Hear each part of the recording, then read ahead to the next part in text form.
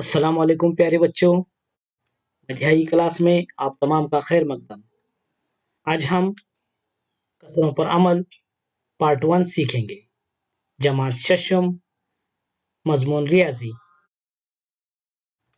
पेशकश मोहसिन बशीर जमादार, जिला परिषद उर्दू स्कूल बस्तवाड़, तालुका शिरोल, जिला कोल्हापुर। आज हम इस हिस्से में वाजिब कसर, गैर वाजिब कसर और मुरक्कब कसर का इयादा करेंगे और मुरक्कब कसर को गैर वाजिब कसर में तहवील करेंगे और गैर वाजिब कसर को मुरक्कब कसर में तहवील करेंगे। तो चलिए शुरू करते हैं।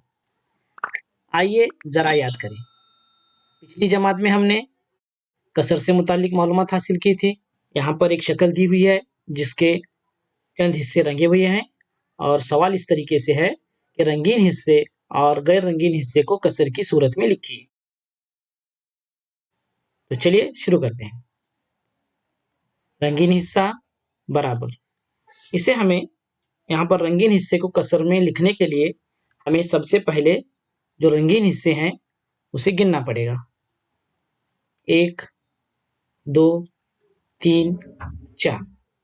शक्ल में कुल 4 हिस्से रंगे हुए हैं, इसलिए हम यहाँ पर लिखेंगे 4 बटे। अब शक्ल में मौजूद कुल हिस्से कितने हैं हमें देखना पड़ेगा। शक्ल में कुल हिस्से हैं रंगे हुए 4 और 5 और ये 6, यानी शक्ल में कुल 6 हिस्से मौजूद हैं, इसलिए हम लिखेंगे बटे 6। यहाँ पर कसर तैयार हुई, रंगीन हिस्सा बराबर 4 बटे 6।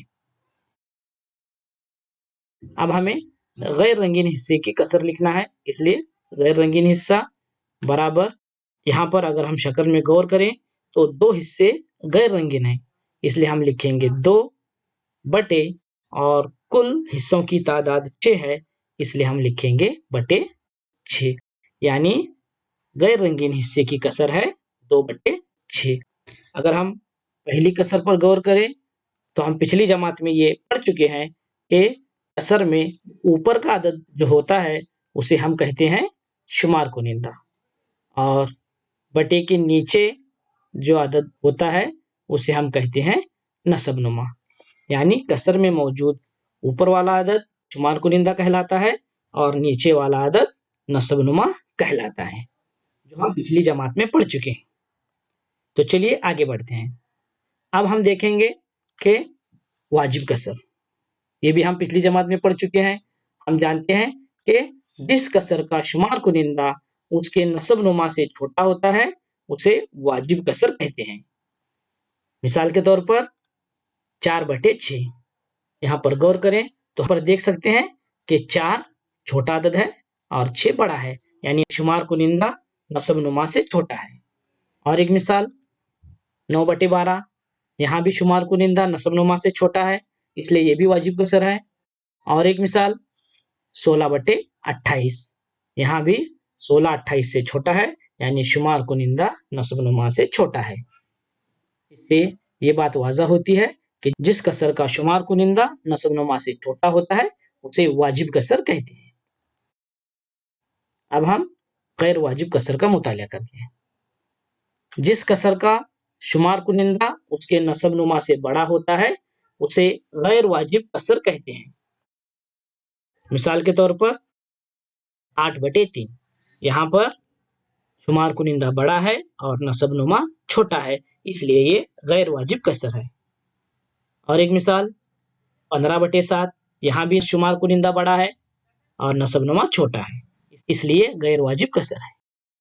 और एक मिसाल 24 बटे 18, यहाँ भी शुमार कुनिंदा नसब नुमा से बड़ा है, इसलिए ये गैर वाजिब कसर है। पिछली जमात में हमने वाजिब कसर, गैर वाजिब कसर के साथ साथ मुरक्कब कसर का भी मुतालिया किया था। तो चलिए देखते हैं मुरक्कब कसर।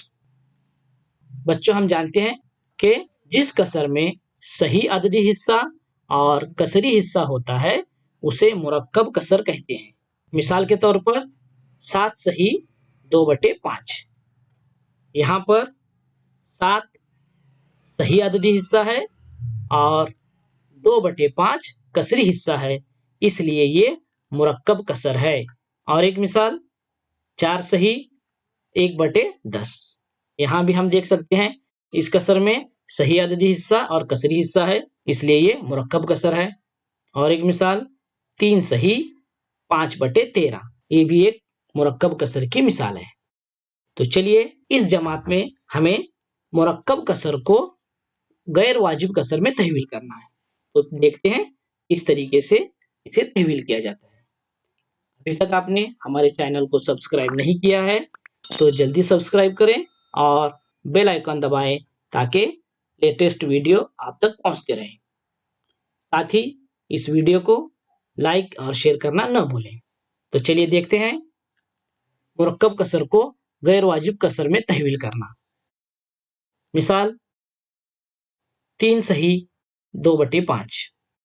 अब यहाँ पर एक मुरक्कब कसर दी हुई है और हमें इसे गैर वाजिब कसर में तहवील करना है। तो सबसे पहले हम लिख कर लेंगे 3 सही 2/5 बराबर, और हम जानते हैं कि 3 सही 2/5 का मतलब ये होता है कि 3 जमा 2/5। अब हम इसे हल करेंगे। क्योंकि यहाँ पर जो 3 अदद है उसमें नस्ब-नुमा नहीं लिखा गया है, लेकिन हम ये जानते हैं कि हर अदद का नस्ब-नुमा 1 होता है। यानी इसका मतलब ये हुआ कि 3/1 जमा 2/5। अब हम इसे हल कर सकते हैं, लेकिन हल करने से पहले हमें गौर करना होगा कि इनके नस्ब-नुमा अलहदा-अलहदा हैं और पिछली जमात में हम ये पढ़ चुके हैं कि नस्ब-नुमा अलहदा-अलहदा हो तो उसकी तिरछी ज़रब की जाती है। तो हम यहाँ पर तिरछी ज़रब करके इस मिसाल को हल करेंगे। 3 ज़रब 5, 3 और 5 की ज़रब करेंगे तो जवाब होगा 3 पंजे 15 जमा 2 और 1 की ज़रब करेंगे 2 1 का 2 बटे 5 1 का 5। इस तरीके से आगे बराबर 15 जमा 2, 15 में 2 जमा करने पर जवाब होगा 17/5। इस तरह 3 सही 2/5 जो मुरक्कब कसर है इसे हमने गैर वाजिब कसर में तहवील की, तो इसका जवाब होगा बराबर 17/5। चलिए एक और मिसाल देखते हैं। मिसाल नंबर 2, 2 सही 1/9। सबसे पहले इसे हम लिख कर लेंगे 2 सही 1/9 बराबर 2 सही 1/9 का मतलब होता है 2 जमा 1/9 बराबर, यहाँ भी 2 का नस्ब-नुमा नहीं लिखा हुआ है, इसे हम नस्ब-नुमा की सूरत में लिखेंगे और हर अदद का नस्ब-नुमा 1 होता है, इसलिए हम लिखेंगे 2/1 जमा अगली कसर 1/9 बराबर, यहाँ भी नस्ब-नुमा अलहदा-अलहदा है, इसलिए हम तिरछी ज़रब करके इसे हल करेंगे। 2 और 9 की ज़रब करेंगे, 2 9 18 जमा 1 और 1 की ज़रब करेंगे, 1 1 का 1 बटे 1 और 9 की ज़रब करेंगे, 1 9 9 या 9 1 का 9 बराबर। अब 18 में 1 मिलाने पर 19/9। इस तरह हमें जवाब हासिल हुआ 2 सही 1/9 बराबर 19/9। यानी मुरक्कब कसर 2 सही 1/9 को हमने गैर वाजिब कसर में तहवील की, जिसका हमें जवाब हासिल हुआ 19/9। अच्छा तो बच्चों, हमने यहाँ पर देखा कि मुरक्कब कसर को गैर वाजिब कसर में इस तरीके से तहवील किया जाता है। अब हम देखेंगे कि गैर वाजिब कसर को मुरक्कब कसर में किस तरह तहवील करते हैं। तो मिसाल यहाँ पर दी हुई है 15/6, इसे हमें मुरक्कब कसर में तहवील करना है। सबसे पहले हम इसे लिख कर लेंगे 15/6 बराबर, अब 15/6 का मतलब होता है 15 तक़सीम 6। अब हम तक़सीम का अमल करेंगे। इसके लिए सबसे पहले हम तक़सीम की अलामत लिख कर लेंगे। 15 मक़सूम है, इसलिए हम तक़सीम की अलामत के अंदर इसे लिखेंगे 15। 6 मक़सूम अलैह है, इसलिए हम यहाँ पर लिखेंगे 6। अब हमें 15 को 6 से तकसीम करना है और हम जानते हैं 6 के पहाड़े में 15 नहीं आता, इसलिए हम उससे छोटा अदद देखेंगे, यानी 6 का पहाड़ा 2 तक पढ़ने पर 6 दूनी 12। अब हम 15 में से 12 को तफरीक करेंगे।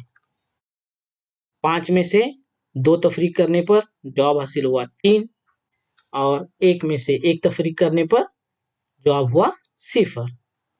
यहाँ पर हम देख सकते हैं कि हमें खारिज किस्मत 2 हासिल हुआ है और बाकी 3 बचे हैं। तो इन आदाद का इस्तेमाल करते हुए अब हम मुरक्कब कसर लिखेंगे। 15/6 बराबर, अब यहाँ पर जो हमें खारिज किस्मत में 2 हासिल हुआ है उसे हम बराबर के आगे लिखेंगे 2 और जो बाकी 3 बचा हुआ है इसे हम शुमार कुनिंदा की सूरत में लिखेंगे, यानी 3 बटे जिस अदद से हमने तकसीम किया था यानी मकसूम अलैह यहाँ पर 6 है, इसे हम नसब नुमा में लिखेंगे। तो इस तरीके से मुरक्कब कसर तैयार होगी 2 सही 3/6। इसे हम आसानी से इस तरीके से भी हल कर सकते हैं 15/6 बराबर। अब हमें 6 का पहाड़ा 15 आने तक गिनना है। चूंकि 6 के पहाड़े में 15 नहीं आता, इसलिए हम क्या करेंगे कि 6 के पहाड़े में 15 से छोटा अदद कौन सा देखेंगे। तो 6 के पहाड़े में 15 से छोटा 12 अदद है, जिसके लिए हमें पहाड़ा पढ़ना होगा 2 तक। तो 6 दूनी 12। अब हम जहन में एक अमल करेंगे, 15 तफरीक जो हमने 6 का पहाड़ा 2 तक पढ़ा हुआ है 6 दूनी 12, इसे हम 15 में से तफरीक करेंगे। 15 तफरीक 12 बराबर 3।